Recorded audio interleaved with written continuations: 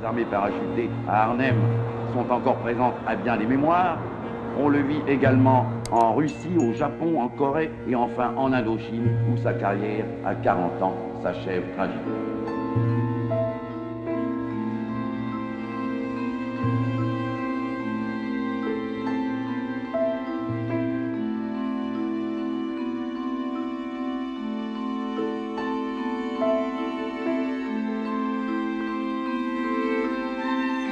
Voilà, c'était lui, Robert Capa. Vous le connaissiez, n'est-ce pas? Mais si, vous le connaissiez, quel que soit votre âge, pour au moins une raison, Omaha Beach.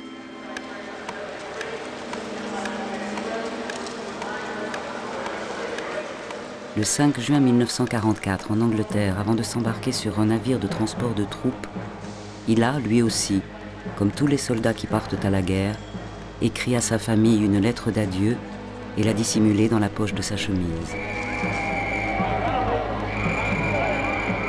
Mais lui, bien sûr, n'était pas soldat.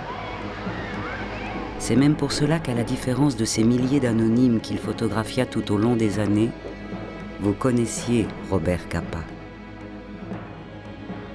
Alors que rien ne l'obligeait à se porter volontaire, il fut le seul et unique reporter photographe à participer à la première vague du débarquement d'Omaha Beach.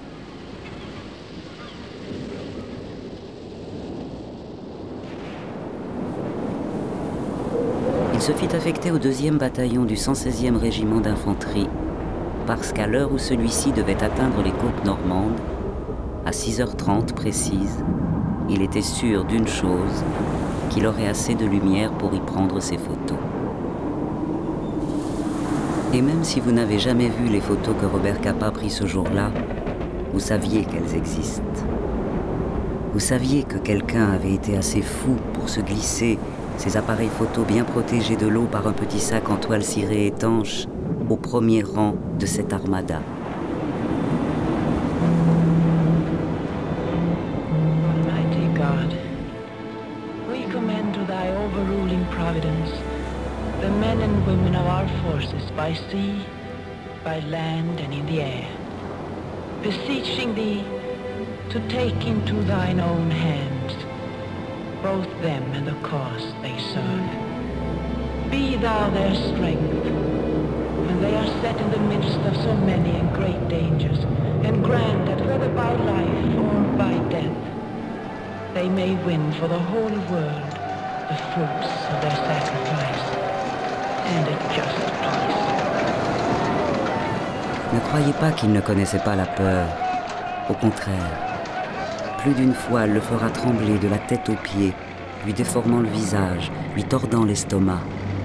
Plus d'une fois même, contre l'évidence des risques insensés qu'il était capable de prendre, il dira de lui « Je suis un lâche ».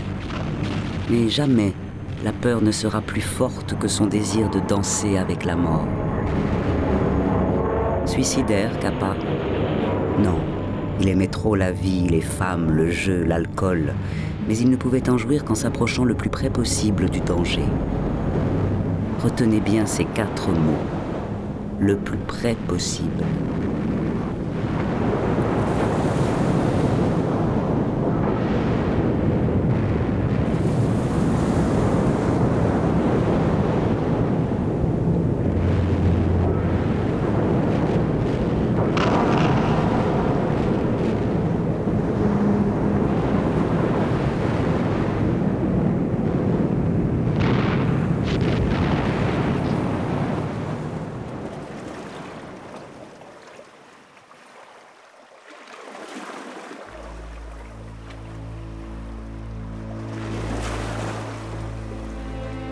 À Omaha Beach, la veille, il était resté très exactement 90 minutes, le temps de finir toutes ses pellicules.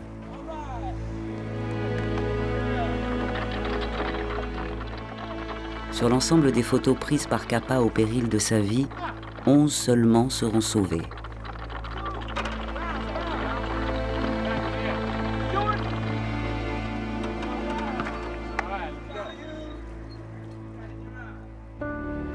Ces 11 photos, vous ne les verrez pas dans ce film. Pas plus d'ailleurs que la quasi-totalité des 75 000 clichés que Capa prit tout au long de sa carrière. Soyons clairs, on nous l'a, sans ménagement, interdit. Lettres d'avocat, menaces de procès, jusqu'aux témoins intimidés qui refusent de nous voir. La légende de Capa est sous clé.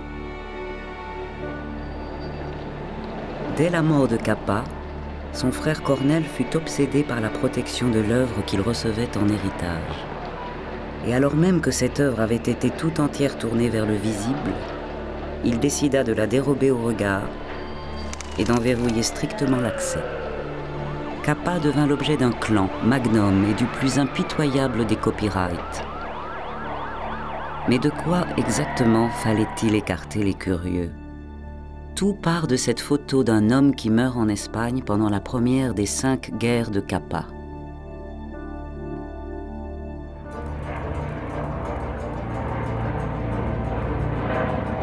Quand Capa part pour Barcelone le 5 avril 1936, envoyé spécial du magazine Vue, il sait pourquoi.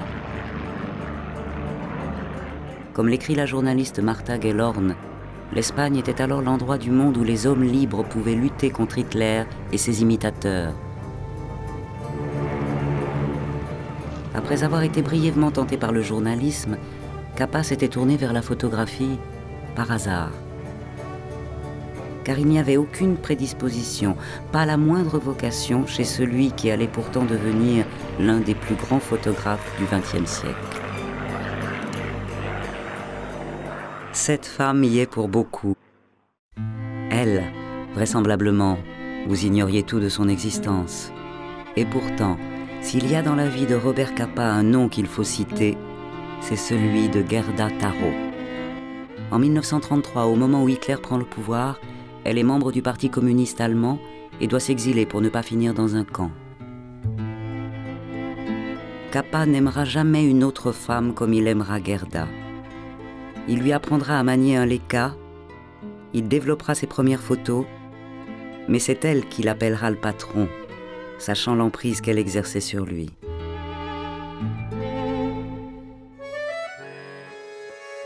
Pour une grande part, Gerda a inventé Capa. Physiquement d'abord. À leur première rencontre à Paris, il avait une dégaine de clochard. Grâce à Gerda, la métamorphose fut complète. Ongles soignés, chaussures propres, cheveux courts, barbe rasée. Et puis complet veston, cravate, chapeau mou, un authentique reporter américain. Ce qu'il n'était pas. Pour vendre plus cher ses photos, Gerda et lui inventèrent un supposé photographe américain baptisé pour l'occasion Bob Capa. Bob Capa, ça faisait vrai, ça sonnait bien, et les agences de photos tombèrent dans le panneau. Car il est temps de vous le dire, avant de rencontrer Gerda, il ne s'appelait pas Robert Capa, mais Endre Friedman. Les photos d'Endre Friedman étaient souvent mal cadrées et floues, mais elles attrapaient l'atmosphère de l'époque. Tout naturellement, il devint l'un des grands témoins du Front populaire. Il avait une incontestable faculté d'empathie avec ceux qu'il photographiait. Affable et désinvolte, il n'avait pas besoin de faire des efforts pour aimer les gens, pour montrer leur vie quotidienne, pour rendre compte de leurs combats. Aussi la presse de gauche se retrouvait-elle dans ces reportages simples et directs, où les visages dominaient, où le peuple, sans jamais être idéalisé, apparaissait toujours digne. En vérité, Endre Friedman était comme les hommes et les femmes en lutte qu'il photographiait.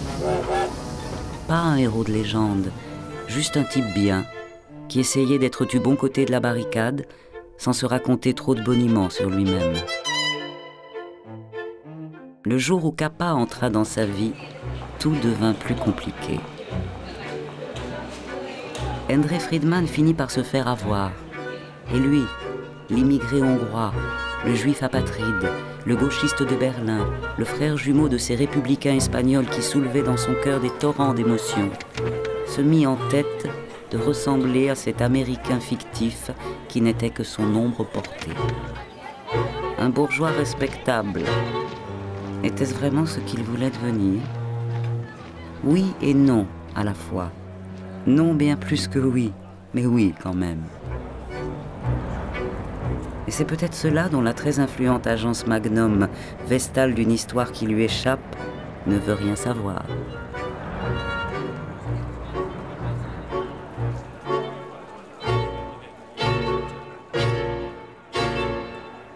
Le 19 août 1936, à la gare de Barcelone, Capa accompagne les républicains qui partent au combat. Juste à côté de lui, un caméraman filme la scène. Regardez bien ces images, cette foule, ce couple qui s'embrasse. Ce que vous voyez sur l'écran, c'est exactement ce que Capa a vu lui-même ce jour-là, à travers son objectif.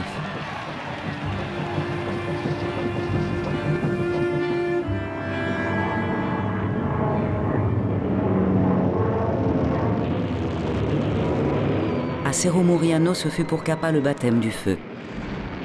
Parcourant le ciel, il se demanda quelle étoile il suivait. Les avions franquistes frappaient bien davantage les cibles civiles que militaires. Capa photographiait ce qui n'avait encore jamais été montré aux lecteurs des journaux américains et européens.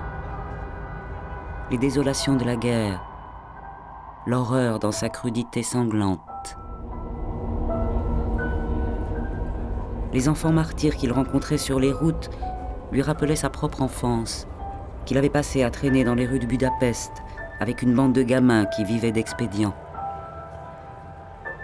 Mauvais élève, indiscipliné et bagarreur, lui aussi à peine plus âgé qu'eux, avait dû fuir le fascisme, quittant sa Hongrie natale pour Berlin, puis Paris.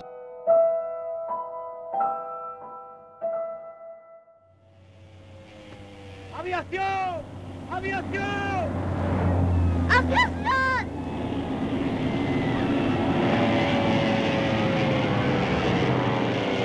Le courage physique de Capa et de Gerda étonnait tout le monde.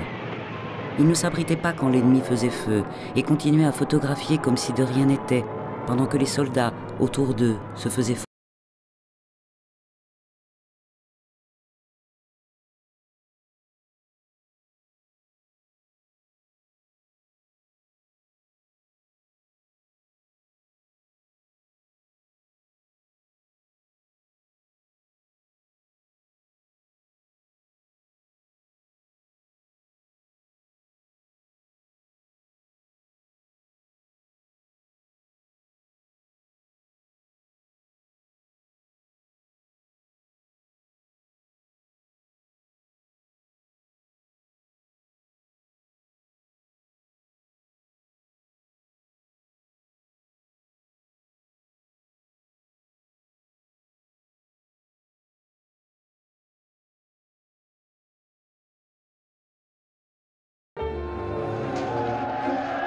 C'est un après-midi comme celui-là que Capa rejoignit les forces républicaines dans une tranchée du front et qu'il prit, le 5 septembre 1937, la plus célèbre photo de toute la guerre d'Espagne.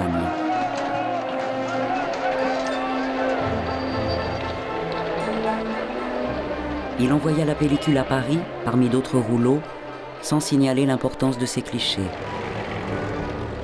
Manifestement, il ne se doutait pas le moins du monde que quelques mois plus tard, il serait devenu un photographe célèbre, parce que cet appareil que je tenais au-dessus de ma tête, dira-t-il avec ironie, avait photographié un homme au moment où il se faisait descendre. Life fait paraître la photo avec cette légende. Un soldat espagnol à l'instant précis où sa tête est atteinte par une balle. Les Américains ont la sensation du jamais vu. Quelques-uns protestent, beaucoup s'étonnent, mais tous sont sidérés. Pourtant, depuis au moins 30 ans, le doute persiste. Et si la photo mythique n'était qu'une mise en scène? On évoque l'absence de négatif, les versions contradictoires de Capa, l'impossibilité d'identifier avec certitude le soldat mort. D'ailleurs, il n'y a pas un, mais 2 républicains fauchés par une balle et photographiés par Capa. 2 instantanés de la mort, et qui auraient été réalisés sous le même angle, le même jour, au même endroit, à la même heure. Avec l'ennemi supposé tiré dans le dos du photographe, difficile de ne pas croire en effet à une mise en scène.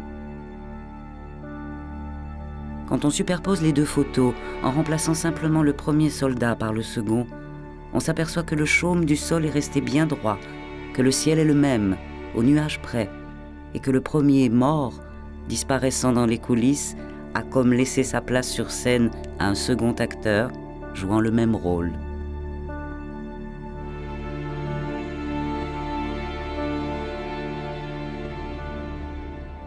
Un ancien combattant de la guerre d'Espagne évoque en détail la façon dont Capa et Gerda mettaient parfois en scène de fausses attaques. Il raconte dans son journal. Ce jour-là, ils organisèrent un grand assaut imaginaire. Une fausse position fasciste, submergée par des soldats qui poussaient des cris terrifiants et semblaient prendre un formidable plaisir à combattre, sautant et bondissant de joie après la victoire.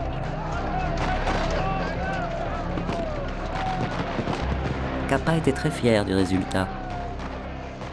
Mettre en scène la guerre, cela vous surprend, mais il n'y avait rien d'étonnant à ça. Regardez les films de l'époque, ils se ressemblent tous. Cadre parfait, lumière de cinéma, l'esthétisme est au rendez-vous. Le soldat entre avec élégance dans l'image et ajuste soigneusement son tir devant l'objectif. Le caméraman ne tremble pas. Personne n'est pressé par le temps. La reconstitution recrée les faits pour les donner à voir. Mais ne nous interrogeons pas davantage sur la supercherie. Capa était parti en Espagne pour y photographier la victoire du peuple sur le fascisme. Ce qu'il en a rapporté est d'une toute autre nature et ne pouvait que provoquer l'émoi et la polémique. Sa photo du républicain abattu, c'était l'impossible à voir. Le moment insaisissable où la vie se conjoint à la mort. La mort, là, exactement sous la vie. C'était la vision de cet instant qui est arrière-plan de toutes les imaginations de la destinée humaine, l'éclatement de la bulle, la retombée brutale de cette boursouflure qu'est la vie.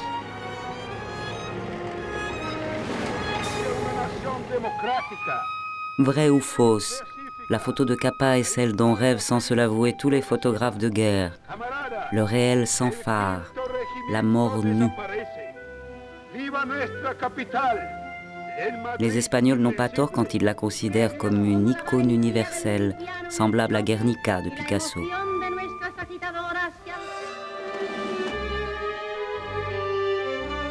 Quand tous les égoïsmes du monde la laissaient tomber, Capa a regardé l'Espagne en lutte et l'Espagne en deuil, et il l'a photographiée dans tous ses combats, sous tous ses décombres, et il l'a aimée, elle, sans jamais la tromper.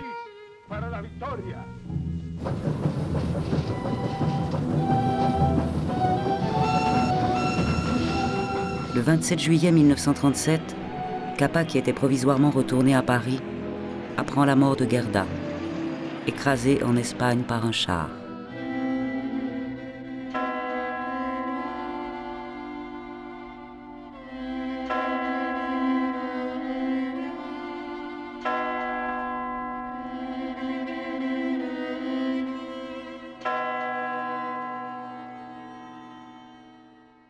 Début mars, plus que jamais amoureux et depuis peu jaloux, il lui avait proposé de l'épouser. Mais la jeune femme avait décliné son offre. La pequeña Rubenia, la petite rouquine, avait enfin décidé de signer ses propres photos, que le plus souvent on attribuait à Capa, et elle commençait à jouir d'une véritable notoriété. La presse salua la première femme photographe tuée dans l'exercice de son métier. Et les journaux de gauche, dans le monde entier, en firent une héroïne de la lutte antifasciste. Le jour de son enterrement, elle aurait eu 26 ans. La mort de Gerda plonge Capa dans le désespoir. Il s'enferme chez lui, refuse de voir ses amis, mange à peine, boit beaucoup. Il se sent coupable. C'est lui qui a fait découvrir à Gerda et la photographie et l'Espagne. Henri Cartier-Bresson le décrit comme un homme sur lequel un voile aurait été jeté, désabusé, cynique et résolu à ne plus s'attacher à personne.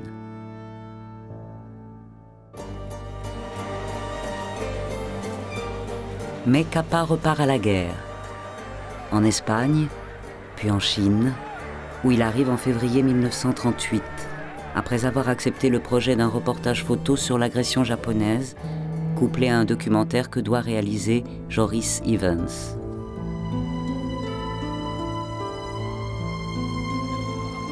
C'est là, en Extrême-Orient, que la Seconde Guerre mondiale avait de fait commencé, et dès 1937. Il va y retrouver une guerre semblable à celle qu'il a connue en Espagne, la guerre d'un peuple pour sa liberté. Cette année-là, Capa vient d'être désigné comme le plus grand photographe de l'année par le Picture Post. Et alors qu'Hollywood tourne avec Clark Gable, envoyé spécial, la rumeur court que le personnage du film est inspiré de Capa en Chine, qui à l'époque du tournage n'y est pas encore allé. Sa légende se construit.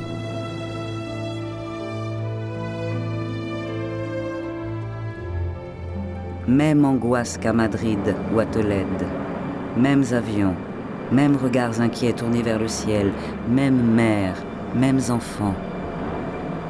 Et de l'invasion de la Mandchourie au terrifiant massacre de la population de Nankin par les Japonais, même indifférence de la Société des Nations. Les Japonais bombardent sciemment les quartiers civils.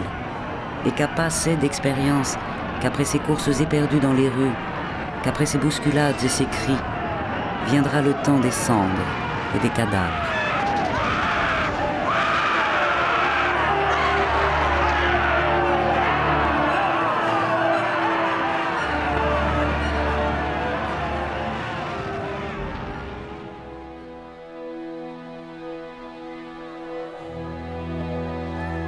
L'écrivain hongrois György Markos découvre à Paris les photos envoyées par Capa. Il suppose que Capa a décidé de montrer au monde des atrocités semblables à celles qui ont provoqué la mort de Gerda. Ces photos de la guerre sino-japonaise sont parmi les plus terribles qu'il ait prises. Enfants au ventre protubérant, mères enceintes couvertes de sang, Chinois contraints de creuser leur propre tombe sous la surveillance de soldats japonais chargeant à la baïonnette des civils chinois. Capa était parti en Chine chercher sa propre mort, conclut Markos.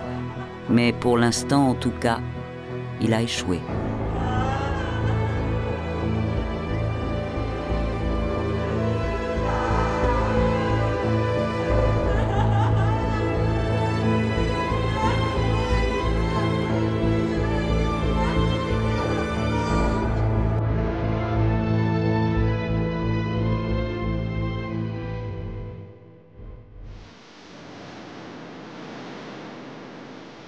Capa rentre en France plus désespéré qu'il n'était parti. Très vite, il rejoint l'Espagne, où l'heure de la défaite a sonné pour les républicains espagnols. Nous sommes en 1939. Capa photographia les derniers combats en prenant de tels risques, en dansant de si près avec la mort, que ses reportages laissèrent pantois les lecteurs. Le Picture Post titra cette fois « Robert Capa, le plus grand photographe de guerre au monde ». Hendrik Friedman, lui, pleurait sur l'agonie de sa guerre passionnée. Elle avait fait plus de 300 000 morts, pour la moitié civile. Plus de 300 000 prisonniers politiques allaient peupler les prisons de Franco, et des milliers d'opposants seront encore exécutés par lui. En mars 1939, Capa photographia la fin du rêve espagnol et l'exil des combattants à la frontière française.